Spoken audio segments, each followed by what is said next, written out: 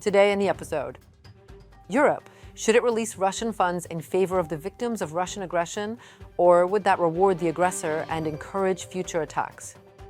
Amidst world peace efforts, Trump exempts Russian banks from sanctions. In the event of a threat from Russia, the transfer of EU troops to the Russian border could take more than a month. See our story for details. Without excessive embellishment, what is being discussed in Brussels today is whether to release Russian funds in favor of the victims of Russian aggression or not, which would effectively reward the aggressor and encourage future attacks. At this point, it's really that simple. But let me remind you how we got here in the first place. It was Pete Hagseth who helped. Seriously.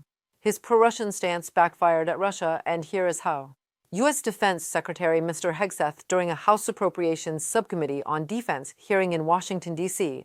on June 10, 2025, announced a major act of high treason and misdemeanor in relation to a foreign country by confirming the U.S. is no longer an ally of and betrays Ukraine. Hagseth did not call it betrayal, of course, he round-shaped it.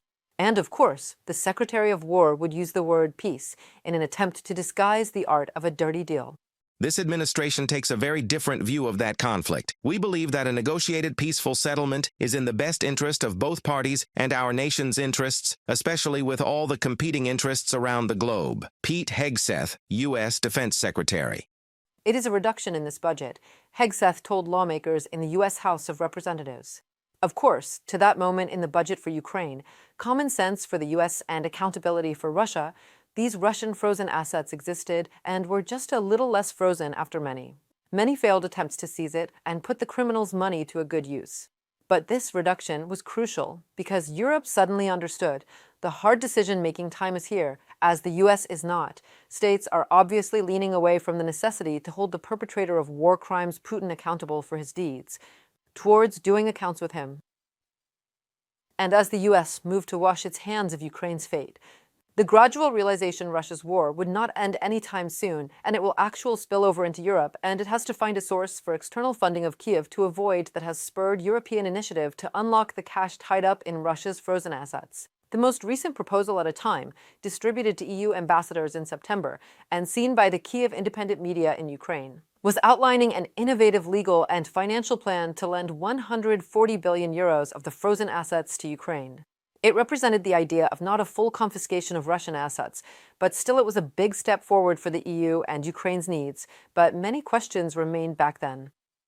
And here we are in Brussels today, where EU leaders are meeting to try to agree on the release of 210 billion euros to help fund Ukraine's war with Russia, or for Europe to stand and fight Russia on its own and see what the costs would be. I haven't yet seen any text that would persuade me to change Belgium's position. Belgian Prime Minister Bart De Wever. You see, that is exactly the problem. The Prime Minister's concern is that he is looking for a pretext not to act in the name of human values, but also not to act in favor of Russian interests, and then calling it, just like Pete Hagseth, a peace effort.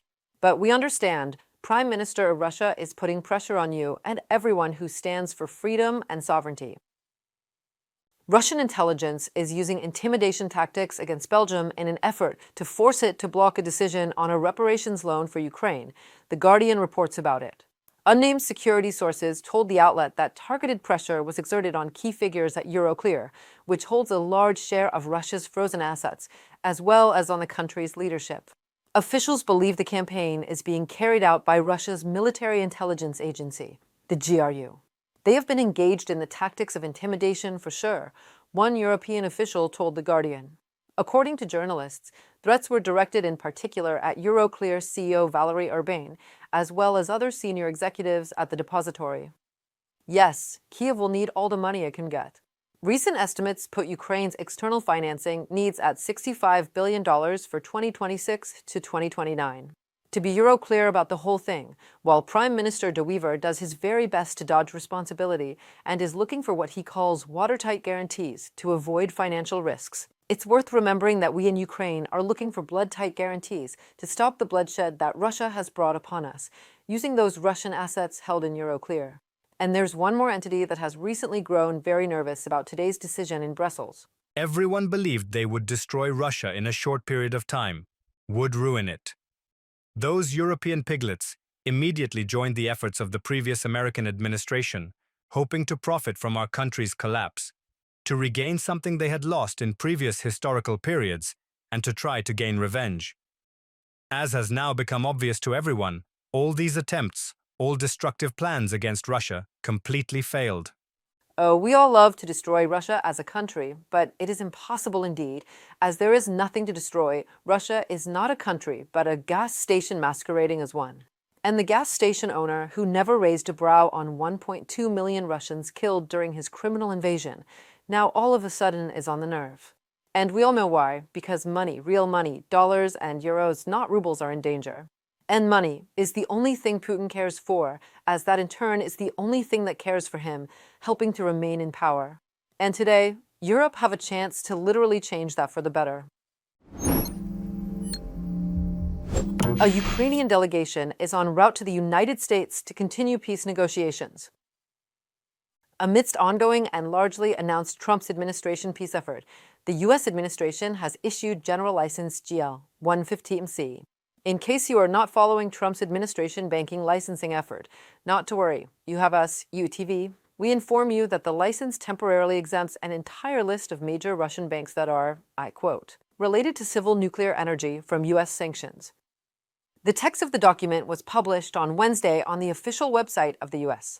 The license specifies the following entities covered by the sanctions suspension: Gazprombank, State Corporation Bank for Development and Foreign Economic Affairs, Sovcombank, Public Joint Stock Company, Sberbank of Russia, Joint Stock Company, Alfa-Bank, Public Joint Stock Company, Rosbank, National Clearing Center, NCC, the Central Bank of the Russian Federation.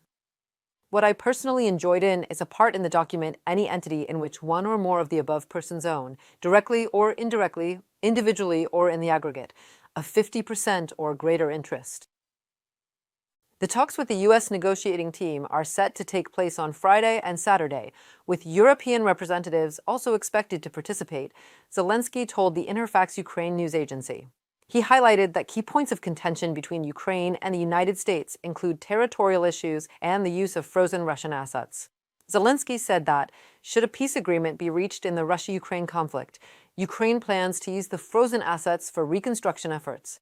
However, if hostilities persist, the funds may be directed towards supporting the Ukrainian military, bolstering defense production, and purchasing U.S.-made air defense missiles. So what that means is that any of said banks can buy any other bank fictitiously on 50% and forget about the sanctions. That is Trump's administration peace effort during peace negotiations. And here is what Russia effort is. In the night of December 13th, a Russian attack on the substation in Artsy in the Odessa region nearly completely destroyed the facility, leaving the town and the community without power. Details were reported by DTK on December 18th. According to the company, power engineers are working around the clock to restore electricity supply as quickly as possible and stabilize the situation. The destruction of the substation has disrupted supply to residents of the Artsy community. However, the company assures that repair work is proceeding in multiple shifts and all relevant units have been mobilized to restore the network as quickly as possible. Here it is in easy terms: we fight. We stand for ourselves, for freedom and sovereignty, and we urge Europe to do the same. Not only because it is all about human values, but also because it is an absolute, obvious necessity. Russian border could take more than a month. To fix the situation, the European Union is starting a large-scale modernization of defense infrastructure. The European Parliament supported the creation of a military Schengen. This project is aimed at reducing bureaucratic procedures and simplifying the movement of troops and weapons across the continent. Military mobility is an important factor for joint European security and defense, and is critically necessary for the security of the eastern flank, in particular for the Baltic countries and Poland, from the position on the adoption of the European Parliament resolution. For the first time in history, the European Parliament approved a common defense industry program worth €1.5 billion between the EU and Ukraine in November 2025. It provides for the modernization of the Ukrainian defense industry and facilitation of its integration with the European one. In addition, Ukraine will be able to participate in joint European defense projects. EU High Representative for Foreign Affairs and Security Policy, Kaja Kallas, previously stated that the European Union intends to include Ukraine in its military Schengen projects as well. The military Schengen is an initiative of the European Commission aimed at creating a single space for military mobility. The bottom line is simple.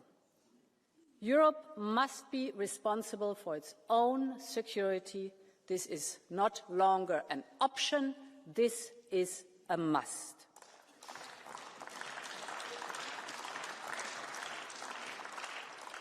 And we know the threats that we face, and we will confront them. This means we need to be ready. We have to develop and deploy new capabilities so that we can fight a modern hybrid war.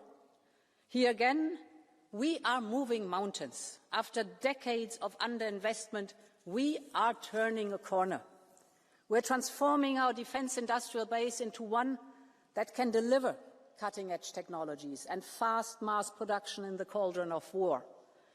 This year, we have done more for defence than in the last decades. The military Schengen area is supported by a working group on military mobility issues and a European coordinator to optimize the implementation of various initiatives. In the event of a threat, a special commission must provide a roadmap. European Parliament deputies also want the EU to follow NATO's example and ensure that rapid reaction forces can cross internal EU borders within 3 days in peacetime and 24 hours in crisis situations.